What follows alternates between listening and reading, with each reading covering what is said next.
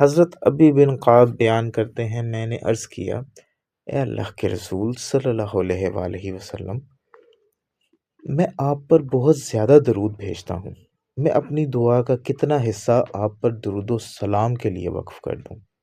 آپ نے فرمایا، جتنا تم چاہو۔ میں نے عرض کیا، چوتھائی؟ آپ نے فرمایا، جتنا تم چاہو، اگر تم اس سے زیادہ کر لو تو وہ تمہارے لیے بہتر ہے۔ میں نے عرض کیا، نصف؟ آپ نے فرمایا، جتنا تم چاہو، اگر تم زیادہ کر لو تو وہ تمہارے لیے بہتر ہے۔